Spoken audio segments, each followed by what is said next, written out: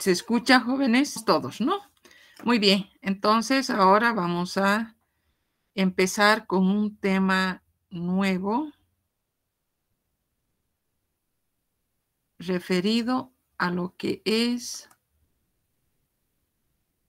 la radiación electromagnética.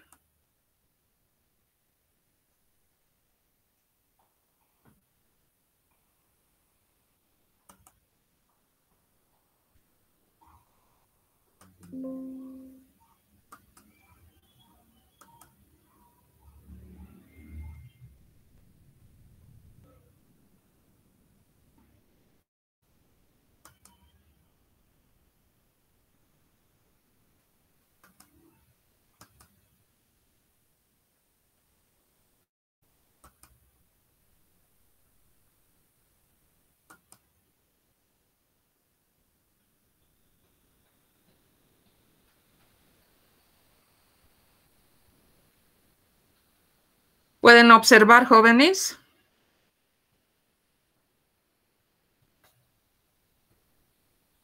¿Pueden leer? Sí. Ya. Muy bien, hoy nos toca hablar de un tema muy importante que vamos a ir viendo, va a ser, diríamos, de mucha importancia la presencia de este en el resto de los temas que vayamos revisando. Hablaremos ahora entonces de las características, de las propiedades que tiene la radiación electromagnética. Si nosotros hablamos de una pequeña introducción acerca de las características de la radiación electromagnética, tenemos que decir que esta tiene mucha importancia porque constituye la materia prima para estudiar una serie de fenómenos que se presentan en el universo. Las radiaciones electromagnéticas han sido, pues, entonces, o han permitido, diríamos, el estudio de cada uno de los fenómenos o nos ha permitido estudiar una serie de áreas de la ciencia como la física, la química, para que a través de estas radiaciones electromagnéticas podamos nosotros conocer u obtener una serie de información. Dentro de lo que es la radiación electromagnética, nosotros vamos a referirnos a lo que es el espectro electromagnético, es decir, la distribución de las radiaciones en un intervalo enorme de longitudes de onda, de frecuencias, de tal manera que nos permitan clasificar el tipo de radiación con la que estemos trabajando, me refiero a la radiación electromagnética. Por ejemplo, para ustedes no es raro, no es una cosa desconocida el hecho que nosotros hablemos de la región del visible, por ejemplo, cuando hablamos de la luz, cuando hablamos del calor, estamos tomando en cuenta los aspectos relacionados con la radiación electromagnética y obviamente consideraremos al espectro electromagnético todo lo que comprende las manifestaciones de esta radiación. Ahora, cuando nosotros hablamos de la radiación electromagnética, como su nombre dice, va a ser una forma de energía, una clase de energía que se va a poder transmitir en el espacio a grandes velocidades. También sabemos que esta va a adoptar muchas formas, siendo la más reconocida, la más, diríamos, frecuente, la más, diríamos, de mayor vigencia a lo que es la luz y también podemos mencionar al calor radiante. Esto no significa que no existan otras manifestaciones de la radiación electromagnética, pero van a tener una menor frecuencia para que nosotros podamos referirnos a ellas. Entonces, entre estas podemos considerar a las radiaciones gamma, a los rayos X, a los rayos ultravioletas, a los microondas, a las radiofrecuencias, etcétera, que en su origen todas son manifestaciones de la radiación electromagnética. que tendrán distintas características, cada una de estas, como vamos a ir viendo más adelante, pero cabe recalcar que todas son formas de energía y lo único que diferencia a cada una de ellas es el momento de cuantificar su energía, de hablar de su longitud de onda, del lugar, del tipo donde van a actuar y de qué manera estas van a poderse originar. Muchas de las propiedades de la radiación electromagnética se van a describir con el modelo clásico conocido ondulatorio sinusoidal, que va a utilizar una serie de parámetros. Para eso nosotros ya hablamos de lo que va a ser la radiación electromagnética. Acá tenemos un ejemplo de todo lo que es el espectro electromagnético, que comprende varias regiones y cada una de estas regiones tiene sus características fundamentales, sus regiones en características típicas, que diferencia cada región, mejor diremos. Empezamos con los rayos gamma, que son regiones de altamente energéticos, diremos así. A continuación vamos a tener los rayos X, ya no tan energéticos como los rayos gamma. Pasamos a la región del ultravioleta. Luego tenemos la región del visible, que está marcada con los colores que podemos ver ahí, donde nos sugiere una descomposición de cada una de sus longitudes de onda en los distintos colores del espectro. Importante desde el nombre que dice región visible, es que a través del ojo humano nosotros podemos ir diferenciando y apreciando cada una de estas, cada uno de estos colores con los que llega a descomponerse, y característico de cada color va a ser su longitud de onda. Pasamos a la región del infrarrojo, pasamos a la región del microondas, vamos a tener las ondas de radio y luego vamos a tener las ondas de radio largas. Entonces, ese es, diríamos, el espectro electromagnético que comprende, que agrupa a la gran mayoría, diríamos, de formas de energía con distintas o con diferentes características. Hablaremos ahora de sus propiedades, de algo que los va a caracterizar.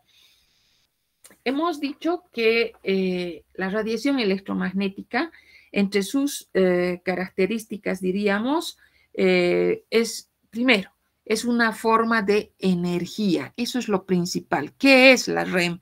¿Qué es la radiación electromagnética? Es una forma de energía que se transmite en el espacio a grandes velocidades. Si es una forma de energía y además que hemos dicho que su manifestación más frecuente va a ser la luz, nosotros no debemos olvidar que esta tiene una velocidad en el vacío de 3 metros por 3 por 10 a la 8, mejor dicho, hablaremos así, metros por segundo. Son los 300.000 kilómetros por segundo que va a lograr contar con esa velocidad.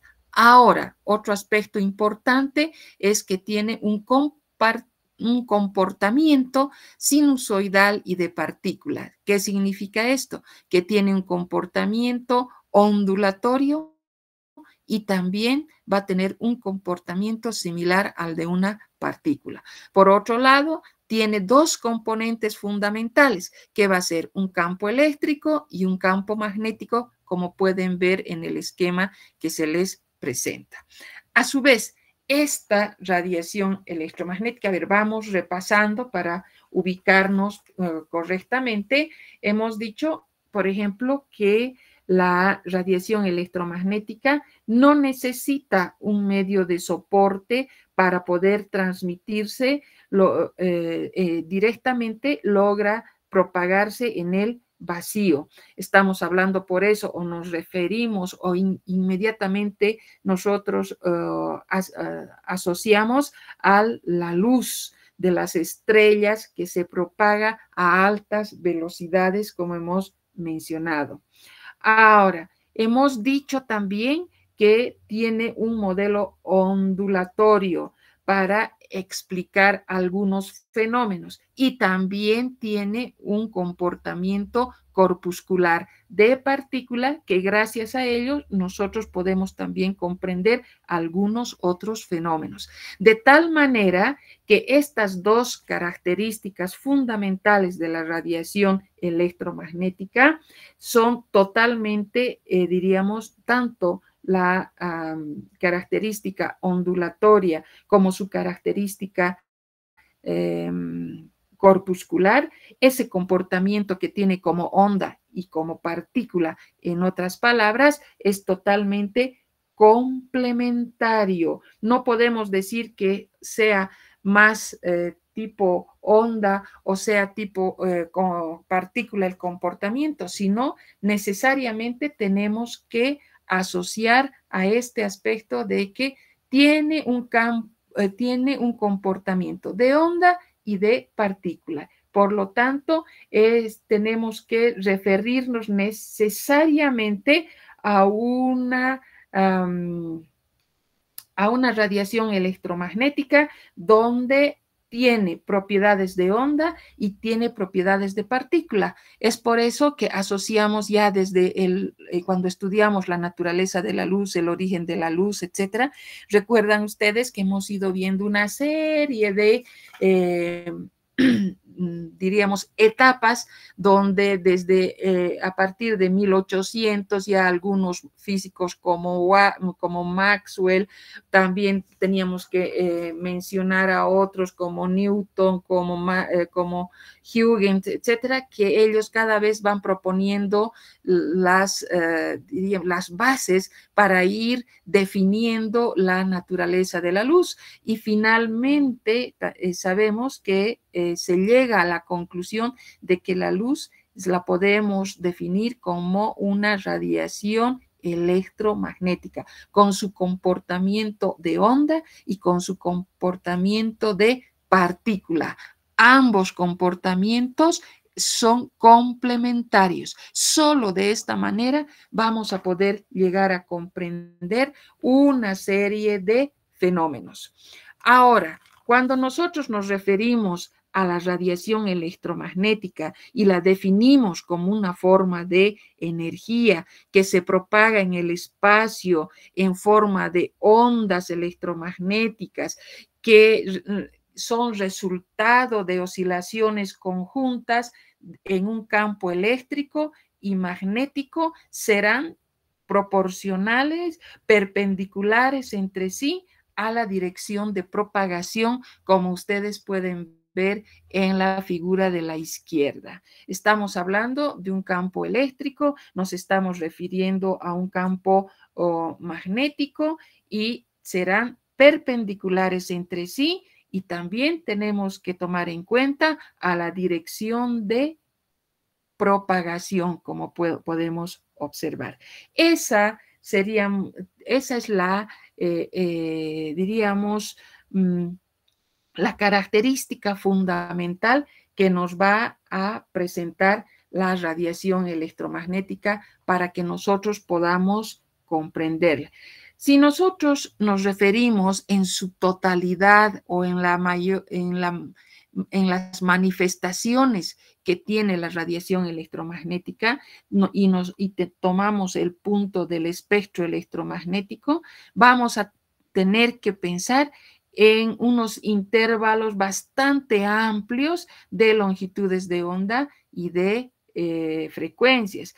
Si nos vamos un poquito a la historia y hablamos de los términos de espectroscopía, nos referimos generalmente en un inicio, solamente se tomaba en cuenta a la región del visible, es decir, se la consideraba la luz que comprendía únicamente la región del visible, y sabíamos que además esta se podía descomponer en sus distintos componentes y nosotros podíamos aplicarlos en el análisis cualitativo, cuantitativo, pero simplemente nosotros estábamos refiriendo a aquella pequeña fracción que consistía convertía en la región o en el espectro visible, donde esta región se podía proceder a la descomposición en los distintos colores del espectro, que iban a ir desde el violeta hasta llegar al rojo, ¿no? Tomando en cuenta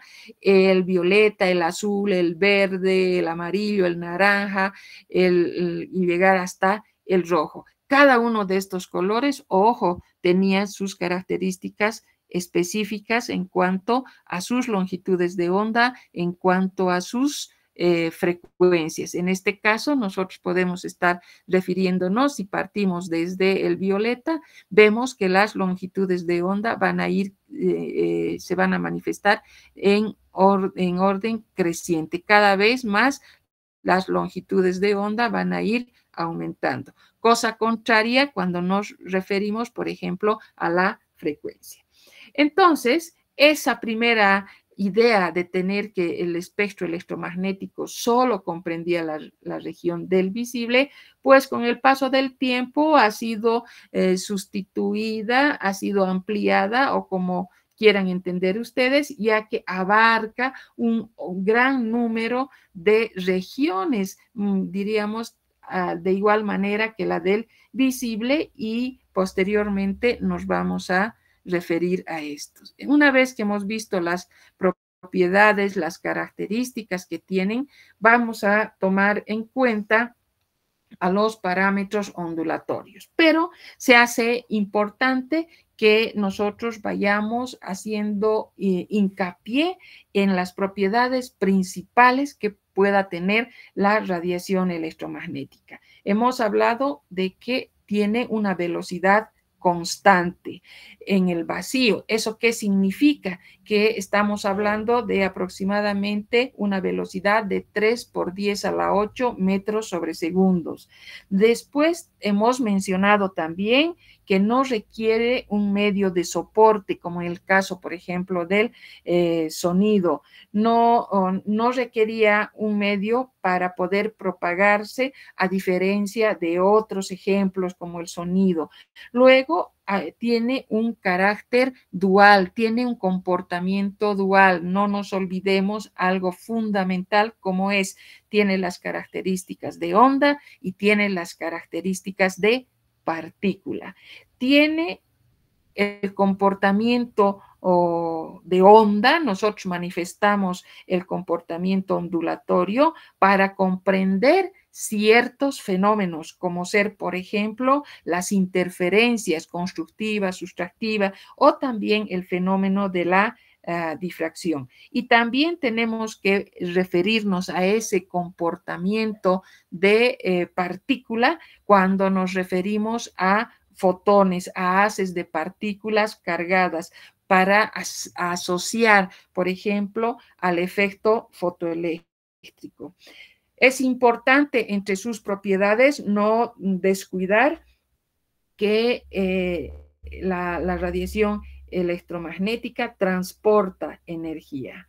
Al propagarse va a poder transferir energía a la materia con la que va a poder interactuar. Podríamos decir que se describe porque sus parámetros se puede describir este movimiento ondulatorio para revisar y asociar una serie de parámetros ondulatorios. Y también podemos hablar de que puede reflejarse, puede refractarse, puede dispersarse, puede polarizarse, tomando en cuenta estas características, estos parámetros. Ahora, se clasifica dentro lo que va a ser el espectro electromagnético que vamos a ver a continuación. La propiedad de partícula que tiene la radiación electromagnética se refiere a aquel comportamiento, como hemos mencionado inicialmente, como un conjunto de fotones, que son partículas que no tienen masa y que transportan energía. ¿Esto qué significa? Que cada fotón tiene energía que va a ser proporcional a la frecuencia de la radiación. Y de esta manera vamos a explicar posteriormente, obvio, el efecto fotoeléctrico para comprender este comportamiento de partícula que presenta la radiación electromagnética.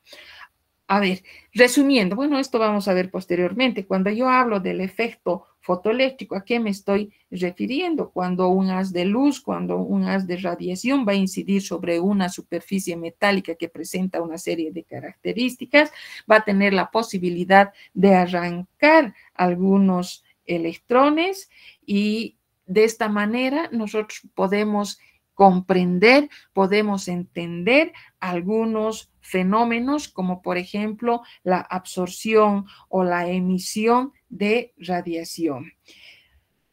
Bien, entonces, resumiendo y quedando con lo más importante, vamos a decir que la radiación electromagnética se va a propagar tanto como onda, va a interactuar con la materia como una partícula, como un fotón, demostrando de esta manera ese comportamiento, esa naturaleza dual de onda y de partícula. Bien, después de haber visto estas características, nosotros podemos referirnos ahora a los parámetros. Primero, vamos a tomar en cuenta estos parámetros ondulatorios. ¿Cuáles van a ser esos parámetros ondulatorios? Como su nombre dice, van a estar asociados a las características de las ondas. ¿Y cuáles van a ser? Tendremos a la amplitud, tenemos al periodo, tenemos la frecuencia, tenemos la longitud de onda, la velocidad de propagación, el número de ondas, la intensidad, entre otras. Entonces, simplemente recordamos, porque nosotros hemos visto ya en alguna parte del ciclo medio, de alguna otra, de la materia de física, a qué se refiere la amplitud. Sabemos que es la elongación máxima o es la altura de una onda. Si nos referimos al periodo, estamos hablando del tiempo en el que se realiza la repetición de una onda. Si hablamos de la frecuencia, no es más que el número de ondas que van a pasar por un punto determinado en una unidad de tiempo. Nos referimos a la longitud de onda y asociamos la distancia, es decir, vamos a definirla como la distancia que existe en un suceso completo que pueda medirse en línea recta. Tenemos la velocidad de propagación y decimos que esta va a ser una velocidad constante en el vacío cuando nos referimos a las ondas electromagnéticas y estamos hablando de los 3 por 10 a la 8 metros sobre segundos. Hablamos del número de ondas. El número de ondas es el recíproco de la longitud de onda y tenemos también a la intensidad, que es la energía por unidad de tiempo que atraviesa la unidad de superficie situada en la dirección de propagación de la onda electromagnética. Entonces, cuando nosotros nos referimos al comportamiento ondulatorio de la radiación electromagnética, necesariamente tenemos que asociar a los parámetros ondulatorios: amplitud, periodo, frecuencia, longitud de onda, velocidad, número de ondas, intensidad. Y luego pasamos a otro aspecto referente a lo que es el espectro electromagnético. Bien, las distintas manifestaciones de la radiación electromagnética van a estar comprendidas dentro de lo que es el espectro electromagnético. El espectro electromagnético entonces se va a dividir en distintas regiones. Vamos a ver, en este caso está al revés que el otro, donde tenemos las longitudes de onda. Vamos a tener la región de las ondas de radio, la región de las microondas, la región del infrarrojo, el visible, la región del ultravioleta, la región de los rayos X y la región de los rayos gamma. Para que nos ubiquemos mejor en lo que nosotros ya vamos a ver nuestra aplicación a las técnicas instrumentales, aquí tenemos otra parte, diríamos, otra forma de colocar simplemente al revés, ¿no es cierto?, del espectro electromagnético, donde vamos a partir con cada una de las regiones. Vamos a tener en primer lugar la región de los rayos gamma, que están más a la izquierda. Esta región luego tenemos la región de los rayos X, la región del ultravioleta, ahí tienen la región del visible, que comprende a los distintos colores de la región del visible. Una vez que se procedan a descomponerlos, tenemos el visible, que va a ser el visible, luego pasamos al infrarrojo, pasamos luego a las microondas y a las ondas de radio. Cuando nosotros nos referimos a las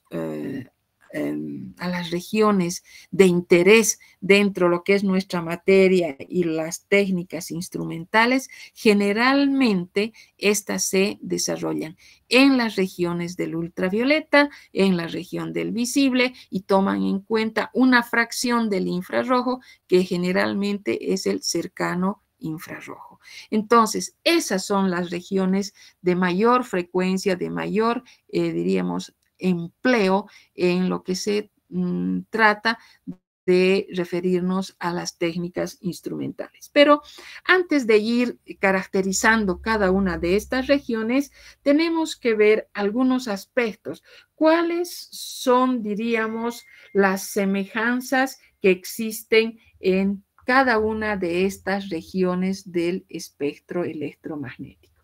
Primero, vamos a decir que cada región son formas de, o sea, son manifestaciones de la región, de la radiación electromagnética. La región de los rayos gamma es una manifestación del, diríamos, forma parte de lo que es la REM, la radiación electromagnética. También los rayos X comprenden otra región con características particulares para esta región. La región del ultravioleta igualmente. Todas, desde los rayos gamma hasta las ondas de radio, son manifestaciones de la radiación electromagnética. En otras palabras, nosotros podemos decir que cada una de estas regiones tiene aspectos comunes. ¿Cuáles van a ser estos aspectos comunes? Cada región van a tener las formas de energía, son energéticas, ¿no es cierto? Van a tener son formas de energía, por un lado. Por otro lado, tienen componentes de onda y de partícula. Nosotros hemos dicho que la radiación electromagnética tiene esas características, tiene un comportamiento de ondulatorio y tiene un comportamiento corpuscular. Por lo tanto, cada una de estas regiones que estamos mencionando, que estamos observando, presentan esas características. Ahora, si bien cada región es una forma de energía, si cada región tiene un componente de onda y de partícula, entonces son los aspectos comunes para cada una de estas regiones. Pero también tenemos que ver que por qué se separan, por qué se diferencian cada una de estas regiones. Estas se van a diferenciar, se van a, diríamos, agrupar en las distintas regiones, como ser los rayos gamma, X, región del ultravioleta, el visible, etcétera, porque tienen una determinada cantidad de energía. La cantidad de energía presente en la región de los rayos gamma va a ser muy diferente a la cantidad de energía presente en la región del infrarrojo. La cantidad de energía de los rayos X también va a ser diferente a la cantidad de energía presente en la región del visible. Ahora, otra de las diferencias, hemos hablado de los parámetros ondulatorios y hemos dicho cuáles van a ser los parámetros ondulatorios. Cuando nos hemos referido a estos, hemos mencionado y hemos dicho la amplitud, el periodo, la frecuencia, la longitud de onda, etc. Entonces, igualmente, aquí vamos a tener que la región de los rayos gamma tiene sus longitudes de onda características y también la región de las ondas de radio tendrán su longitud de onda. Igual que la cantidad de energía, igual que por estas características van a tener un lugar, donde van a poder actuar, o sea, en una determinada zona, y también van a ser o van a tener cada una de estas regiones, van a tener un origen específico para cada una de las regiones por las características de la radiación con la que cuente. Resumiendo, entonces, en el espectro electromagnético, nosotros vamos a encontrar que cada una de estas regiones son formas de manifestación de la radiación electromagnética, sin descartar que la forma más común de manifestación que tiene la radiación electromagnética es la luz, porque nosotros podemos observarla, ¿no es cierto? Entonces, esa luz, el calor, son manifestaciones de la radiación electromagnética. Pero a pesar de todo eso, tenemos la región de los rayos gamma, de los rayos X, del ultravioleta, del infrarrojo, de las microondas, de las ondas de radio, que son también manifestaciones de la radiación electromagnética. ¿Sí? Bien, hemos hablado de las similitudes para cada una de las regiones y hemos hablado también de las diferencias que existen o que diferencian a cada una de ellas. Luego, nosotros tenemos que ir ya describiendo cada una de las regiones en cuanto a sus características. Y entre estas nosotros veremos cada una, haremos algunas apreciaciones para cada una de las regiones. En primer lugar, vamos a tener aquí, nos referiremos a la región de los rayos gamma. Esta región de los rayos gamma está relacionado con, por ejemplo, la fisión nuclear, la radioactividad. ¿Por qué? Porque es una región altamente energética. Es decir, la radiación es de un gran poder penetrante que es capaz de atravesar blindajes, pasa varios metros de espesor de plomo. O sea, la región de los rayos gamma es la región más energética dentro de todo el espectro electromagnético.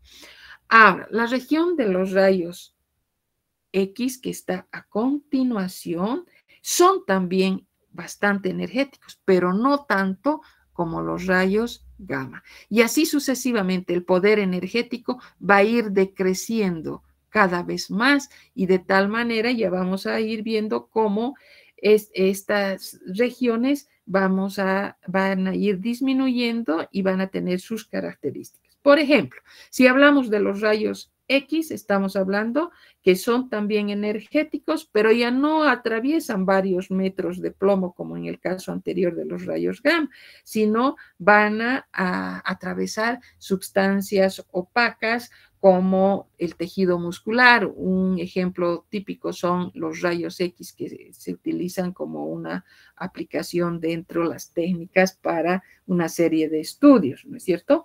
Pero de todas maneras, tanto los rayos gamma como los rayos X son considerados como radiaciones ionizantes. ¿Por qué se llaman radiaciones ionizantes? Porque vuelven iónico al aire por donde van a ir a pasar. Luego vamos a pasar a la región del ultravioleta y la región del visible, y como les había mencionado, tenemos la región del infrarrojo. Y dentro de la región del infrarrojo, para nosotros es de importancia la región del cercano infrarrojo.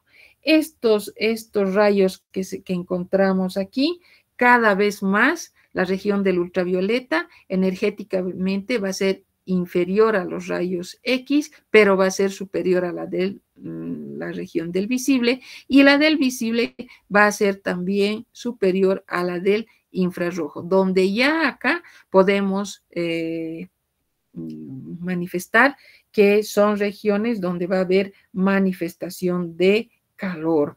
Por eso decimos la región del infrarrojo que asociamos con la capacidad térmica que pueda tomar en cuenta en esta región. Lo característico y por lo que nosotros denominamos la región del visible es porque el ojo humano es capaz de percibir y va a poder, ¿cómo podríamos mencionar? Diferenciar una vez que se descompone un haz de luz en esta región del visible, se descompone en sus distintas longitudes de onda, en sus distintas frecuencias, y vamos a ver que cada color va a ser típico, único para las distintas longitudes de onda. Podemos decir, por ejemplo, en el caso del ejemplo, que nosotros contamos con el azul aproximadamente para hablar de unos 400 nanómetros de longitud de onda. Vamos a pasar hacia el verde, donde ya se incrementa la longitud de onda. Pasamos al amarillo y estamos hablando sobre los 590, 600 nanómetros y estamos entre el amarillo y el verde, para pasar al rojo, que ya hablamos de longitudes de onda que están alrededor de los 700 nanómetros. Entonces, cada longitud de onda va a estar representada por un determinado color, que es producto de la descomposición del haz de luz comprendido en la región del visible. Y no olvidemos que son los rayos del visible porque es el ojo humano que logra percibirlos. Y las últimas tres regiones que nosotros tenemos, que son el infrarrojo, no el cercano, sino el medio y el térmico, nosotros vamos a considerarlo como, junto con las microondas, junto con las ondas de radio, que si hablamos de su contenido energético, van a ser las menores, obviamente las que tienen menor contenido energético van a ser las ondas de radio. Vamos a decir que la radiación electromagnética en estas zonas tiende a transformarse en calor. ¿Qué quiere decir esto? Que desarrolla demasiado calor. Ahora, hablando del mismo espectro electromagnético, podemos ver que al mismo tiempo los rayos gamma, ¿dónde se van a originar? Por las características que tienen, los rayos gamma se van a originar en el núcleo de la materia, porque van a liberar la radiación electromagnética. Pasamos a los rayos X que están a continuación y son los que se originan a nivel de los electrones internos. Y si nosotros pasamos a hablar de la región del ultravioleta, del visible, vamos a ver que se producen por reacción de los electrones de valencia. Están comprometidos entonces aquellos electrones externos, aquellos electrones de valencia, están muy relacionados con la liberación de los electrones de enlace. Entonces, nosotros podemos ir viendo ya posteriormente que vamos a tener un desarrollo de calor en cada una de las situaciones. Entonces, la energía de la materia va a ir transformándose en estas regiones ya de acuerdo a las características. Y hasta acá nosotros hablábamos de radiaciones que se originaban a nivel del núcleo, que se originaban a nivel de los electrones externos. Todo lo que comprende la aplicación a los métodos instrumentales necesariamente son los que están comprometidos a partir de los electrones externos o de valencia. Bien, ahora, ¿y dónde van a ir a afectar? ¿Cómo van a ir a afectar estas distintas regiones? Vamos a ver que en el caso, por ejemplo, de los rayos gamma, van a afectar, van a modificar, van a producir cambios a nivel del núcleo. Por eso decimos, están relacionados con la fisión nuclear, se presentan bombardeando el núcleo. Este este tipo de radiación gamma, estas características que presenta esta región están relacionadas por eso con las características con el interior del núcleo. Si hablamos de los rayos X, estos se van a originar, estos van a afectar o se van a producir a nivel de los electrones internos, por lo tanto, afectan a los electrones internos. Y si nosotros hablamos del visible o del ultravioleta, mejor en orden hablaremos del ultravioleta, vamos a ver que afectan a los electrones externos o de valencia, igual que en la región del visible van a modificar, van a afectar a los electrones externos. Recuerden siempre que las tres regiones de importancia en nuestra materia, en este caso, van a ser, o las que están comprometidas, la región del ultravioleta, la región del visible y una pequeña fracción del infrarrojo. ¿Qué parte van a comprometer o a qué nivel de la materia van a tomar en cuenta a los electrones externos o de valencia? Y si nos referimos a las dos últimas regiones del infrarrojo, vamos a ver que afectan a la vibración ya de las moléculas de enlace. Esto cuando describimos las características del espectro electromagnético. Todas las regiones, sin excepción, son manifestaciones de la radiación electromagnética. Tienen comportamiento de onda y de partícula. Sí, ¿por qué se van a diferenciar? ¿Por qué cada una de las regiones va a ser distinta a la otra?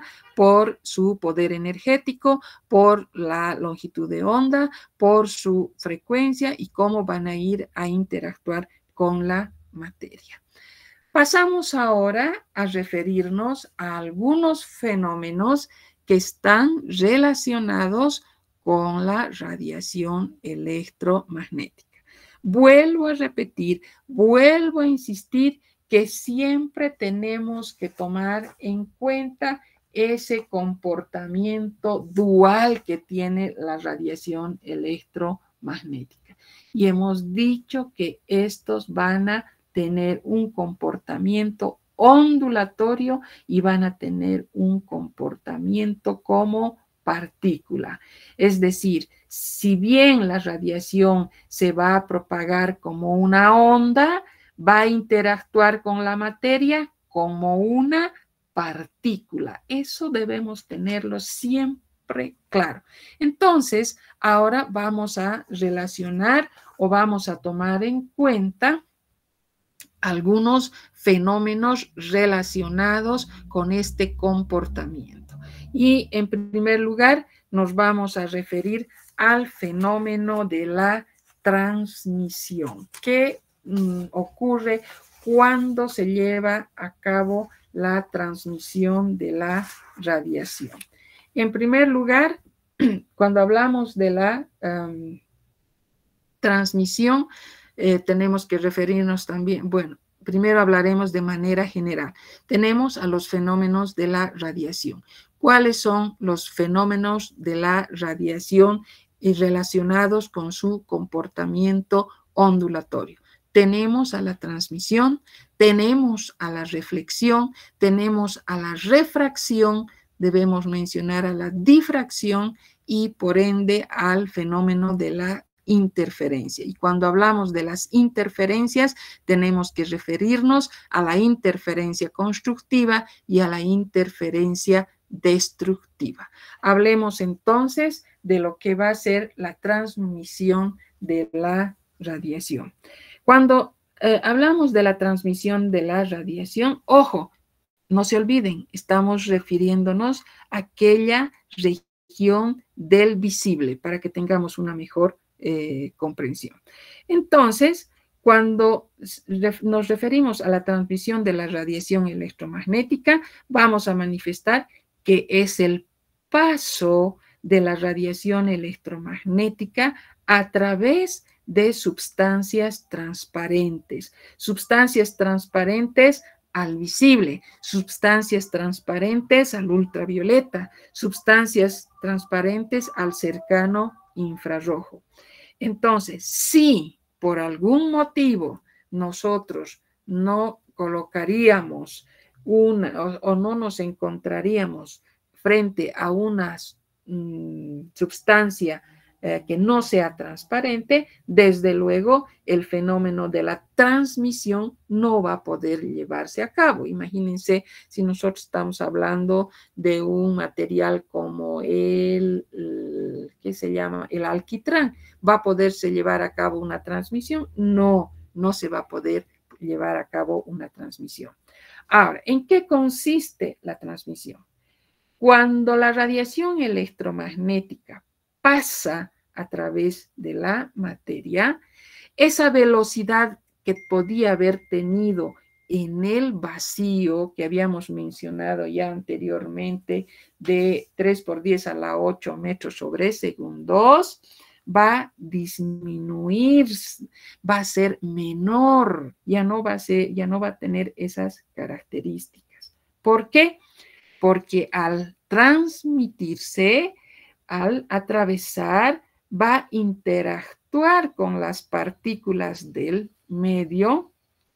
¿Y cuáles van a ser esas partículas del medio? Van a ser pues sus electrones. ¿Qué van a hacer estos electrones? Estos electrones van a vibrar y luego van a ser capaces de emitir energía. Este pasito así de transmitirse la radiación requiere pues de un tiempo correspondiente. Por eso decimos que cuando atraviesa la radiación electromagnética a través de la materia, esa velocidad va a ir disminuyendo, va a ser menor, va a ser inferior a aquella que nosotros habíamos tomado en cuenta en el vacío. ¿Por qué? Porque se produce una cesión momentánea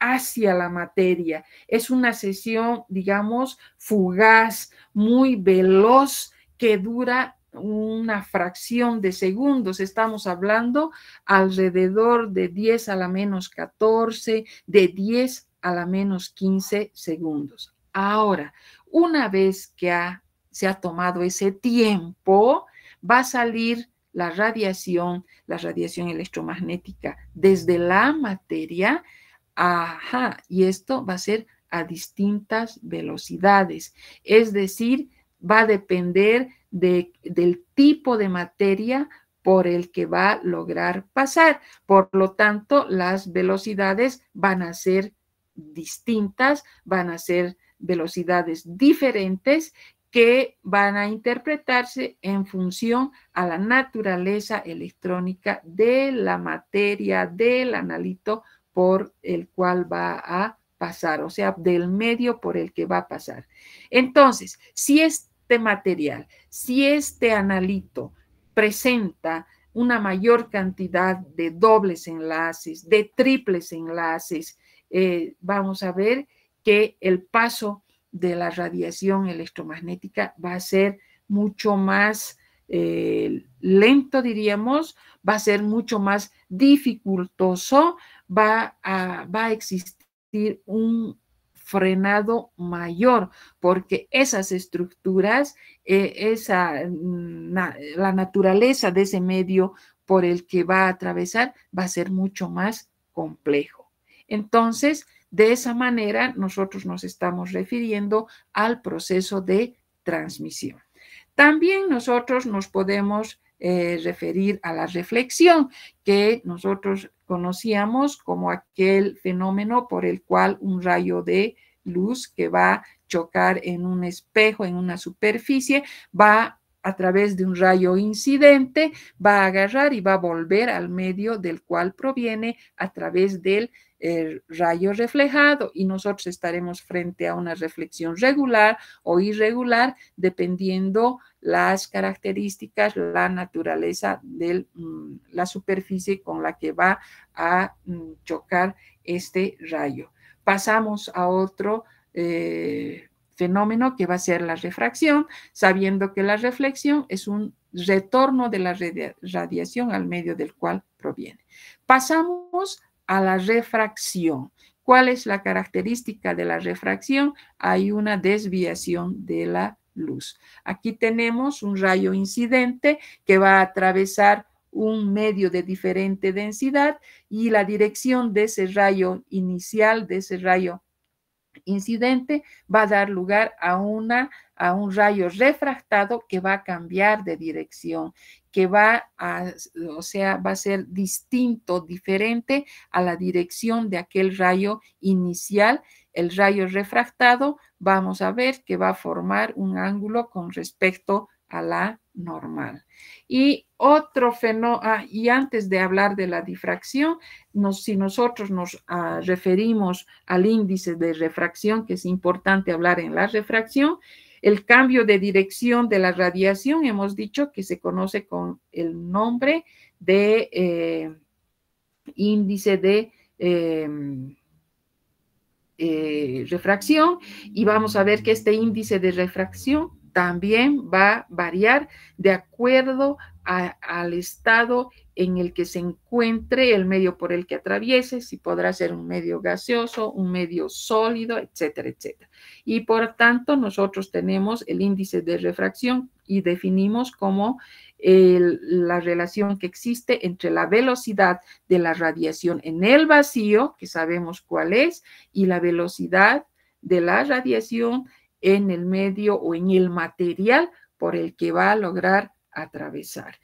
Bien, entonces, una vez que nosotros nos hemos referido ya a la reflexión y luego a la refracción, pasamos a otro fenómeno relacionado también con las características, diríamos, de la radiación electromagnética, y vamos a hablar de la difracción, que es una propiedad neta del comportamiento ondulatorio que pueda tener la radiación electromagnética. La difracción nosotros la conocemos, la definimos como cambios en la dirección de propagación cuando la energía radiante interacciona con un borde. ¿Qué ocurre acá? Aquí tenemos el fenómeno de la difracción.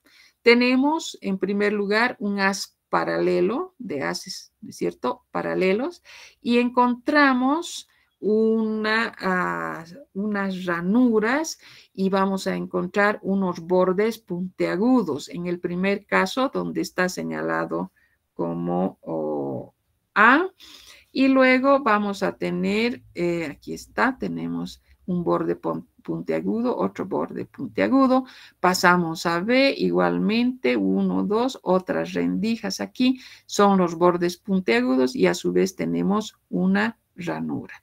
Entonces, ¿qué ocurre en la difracción o por qué se caracteriza la difracción? Primero, es, diríamos, típico, propio de la radiación electromagnética, tomando en cuenta su propiedad ondulatoria. Es podríamos definirlas como un proceso por el cual un haz de luz paralelo, como estamos viendo, este haz de luz paralelo de radiación va a lograr curvearse, como pueden ver, va a poder desviarse, si quieren entender, o va a poder dispersarse cuando esté pasando por ese obstáculo puntiagudo, por esa puntita, o también cuando se encuentra frente a una abertura bastante estrecha. Ahora, estos cambios que se producen en la dirección de propagación cuando la energía radiante interacciona con estos bordes, con estos espacios pequeños de un objeto sólido. Cuanto esta abertura de la rendija, el espacio que exista entre cada uno de los bordes, sea más estrecho, es decir, tenga una menor anchura esa rendija, el fenómeno de la difracción, es decir, esa desviación, esa que hemos dicho, esa curvatura que se logre, va a ser pues mucho más pronunciada, como pueden ver acá, ¿no es cierto? Ha empezado a desviarse, ha empezado a curvearse y de esta manera va a dar origen aquí a una segunda posibilidad donde encontramos dos aberturas, dos bordes puntiagudos y va a originar nuevamente la desviación de estos nos va a permitir que haya una mayor desviación. Cuando la longitud de onda y la abertura de la rendija son del mismo orden de magnitud, la difracción será mucho más intensa.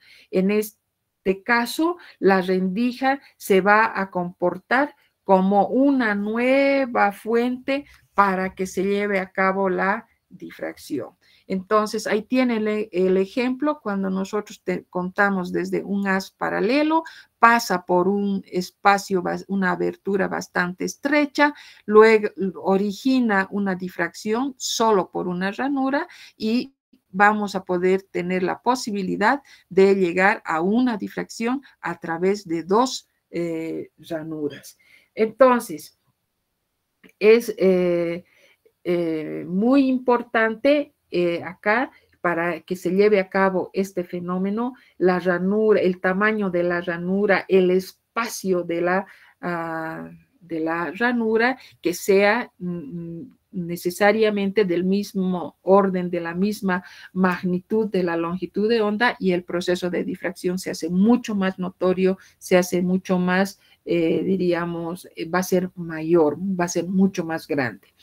Ahora, para lograr que la difracción se realice, es necesario que las ondas electromagnéticas que se desplazan desde las rendijas hasta cualquier otro punto de la pantalla tengan una diferencia de fase definidas, que permanezcan totalmente constantes con el tiempo, y esto va a originar una radiación procedente, por ejemplo, de las rendijas que pueden observar a nivel de B o a nivel de C, y estas mismas deben ser coherentes, de tal manera deben, diríamos, mantener la coherencia en dos casos. Las dos fuentes de radiación deben tener una frecuencia y una longitud de onda idénticas, y por otro lado, las relaciones de fase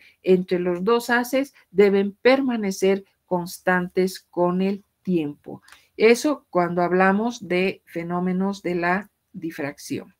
Pasamos a otro aspecto que es muy importante referido a la superposición de ondas. La superposición de ondas se refiere entonces, a ver, ¿dónde estamos? Antes vamos a ver acá. Tenemos que hablar de las interferencias. ¿A qué denominamos interferencias o cuándo se presentan las interferencias? Cuando encontramos dos o más ondas que se desplazan en el mismo espacio y van a tener dos situaciones diferentes que van a originar a la interferencia constructiva y a la interferencia destructiva. Aquí tenemos lo que habíamos mencionado y nos referíamos a la superposición de ondas, y vamos a decir que este fenómeno se lleva a cabo porque una superposición de ondas establece o se lleva a cabo cuando dos o más ondas van a atravesar la misma región del espacio. ¿Qué quiere decir esto? Es decir, cuando dos o más ondas se van a superponer en el mismo punto. Por lo tanto, van a originar dos situaciones distintas. Una, en primer lugar, vamos a tener este principio de la superposición de ondas que aplicamos a las ondas electromagnéticas. Vamos a referirnos, vamos a ver que en los desplazamientos son fruto de un campo eléctrico, así como también diversos tipos de ondas en los que van a poder desplazarse, ya sean átomos, van a poder desplazarse moléculas. Bien, cuando las dos ondas son de idéntica frecuencia, pero muy, ¿cómo podríamos decir? Parecidas o algo diferentes en cuanto a su amplitud, vamos a ver que la onda resultante, la que se va a formar de la superposición de ambas, donde vamos a encontrar que de que la onda resultante que se forme cuando hay una superposición de ondas, es decir, cuando la diferencia de fases es casi de 0 grados o de 360 grados o finalmente de 360 grados o múltiplos de este, estamos hablando de una interferencia constructiva, es decir, cuando las dos ondas se encuentren en la misma fase, se va a formar una onda resultante. Vamos a ver, ¿es resultante de qué? De las dos ondas por separado. Como pueden ver en la figura, tanto la onda 1 como la onda 2, en el momento en que ambas se superpongan una encima de la otra, van a originar una onda resultante. Y esta onda resultante va a tener características muy diferentes a cada una por separado, porque vamos a tener una onda que consiga una amplitud máxima, es decir, va a ser mucho más intensa que cada una de las anteriores. Ahora, ¿por qué? Porque están casi totalmente en fase, por eso decimos es una sumatoria de ondas. Ojo, siempre y cuando, vuelvo a repetirles, que la diferencia de fases entre estas dos sea de 0 o de 360 grados. Es decir, que tenemos que hablar de que la cresta coincida con la cresta y el valle coincida con el valle en términos comunes para que ustedes me puedan entender. Y como resultado obtenemos una sumatoria de una onda resultante, diremos así, que resulta de superponer una con la otra, lo que les va a proporcionar una mayor intensidad, vamos a conseguir una amplitud máxima.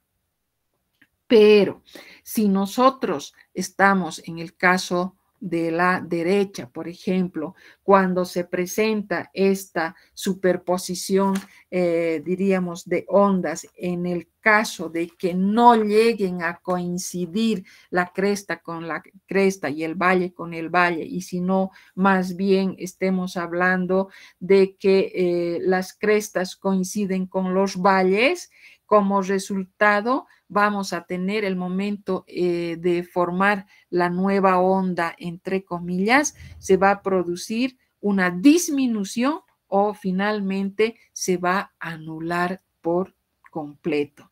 Esto ocurre cuando la diferencia de fases va a ser de 180 grados, es decir, se restan, es decir, llegan a una disminución o finalmente llegan a anular la amplitud. Entonces, esos son los dos casos que nosotros tenemos que referirnos al comportamiento ondulatorio de la radiación electromagnética. Hemos hablado de la difracción, hemos hablado de la superposición de ondas, pueden ser constructivas, llamadas también aditivas, pueden ser sumativas, cuando van a formar una onda resultante de mayor intensidad con una amplitud máxima, etcétera. Pero si por el contrario existe una diferencia de fase de 180 grados, ¿qué ocurre? O se disminuyen o llegan a anular su amplitud. Eso totalmente diferenciado, porque vamos a ver ya más adelante que estos fenómenos se presentan cuando ya nos referimos o vamos viendo los distintos componentes de los instrumentos. Constituyen, podríamos decir, el principio para poder diferenciar, separar, etcétera, etcétera, como vamos a ir viendo más adelante. Aquí tenemos, por ejemplo, cuando se encuentran en fase, vamos a ver acá, tenemos en el primer caso, donde tanto la de arriba como la de abajo están en fase, se produce una sumatoria y vamos a tener una onda resultante con mayor amplitud, como hemos dicho, y vamos a ver que hay una gran intensidad. Esta onda resultante no se parece a esta, no se parece a esta otra, sino es, como podríamos decir, está aumentada en un término o es el resultado de sumar esta más esta otra. En cambio, cuando no coinciden ni valle con valle, sino están totalmente opuestas, están desfasadas, como en este caso, vamos a ver que estamos frente a una interferencia destructiva, porque acá llegan a anularse o también podrían llegar a disminuir. Aquí el ángulo, o como es la diferencia de fase, va a ser de 180 grados. Aquí estamos hablando de 0 o 360 o múltiplos de 360. Bien, ahora nos toca hablar de la dispersión. ¿Qué va a ser la dispersión? La dispersión, nosotros nos referimos a la dispersión, aquel fenómeno que ocurre cuando la velocidad de propagación de una onda va a depender de su frecuencia, haciendo que cada color, en el caso de la luz del visible, por ejemplo, se vaya separando al atravesar un determinado medio, porque viajan a diferentes velocidades en el material. La dispersión ocurre cuando la velocidad de propagación de una onda depende su frecuencia, haciendo que cada color se llegue a desviar o llegue a refractarse en distinto grado. Y un ejemplo típico nosotros podemos nombrar el caso de la descomposición de la luz. Podemos ver, si ustedes recuerdan, pasaremos a ver dónde tenemos aquí una descomposición de la luz. Cuando nosotros hacemos pasar un haz de luz por un medio que va a poder descomponer a este haz luminoso, vamos a ver que el color violeta, que va a presentar una frecuencia característica, se va a desviar más que el rojo, porque la frecuencia del violeta va a ser mayor y se va a frenar más cuando se encuentre frente al prisma. Esas van a ser las características de la dispersión. Entonces, no nos olvidemos que la dispersión se lleva a cabo, se presenta, se origina cuando la velocidad de propagación de una determinada onda va a depender de su frecuencia. Y para cada uno de estos colores que forman parte del visible, nosotros vamos a contar con una frecuencia respectiva, de tal manera que para cada color tiene su frecuencia correspondiente, van a separarse cuando atraviesen un determinado medio por el que viajan a diferentes velocidades en un determinado material. O en otras palabras, la dispersión se lleva a cabo cuando la velocidad de propagación de una onda depende de su frecuencia. Eso es fundamental. Y haciendo que cada color, haciendo que cada frecuencia se desvíe o llegue a refractarse en distintos grados, en diferentes grados.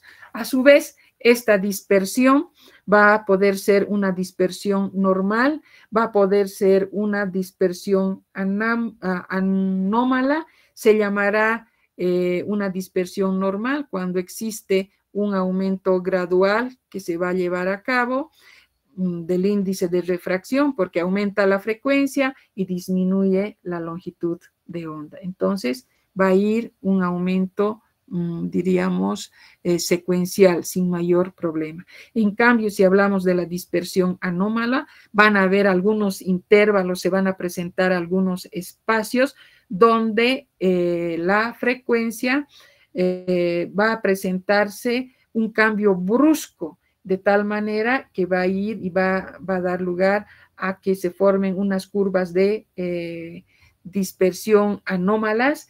Y esto es de importancia, o cuando se toma en cuenta esto, cuando se están eligiendo, cuando se están escogiendo los diferentes materiales que van a ser construir, con los que se va a construir, diremos así, distintos componentes ópticos a nivel de los instrumentos.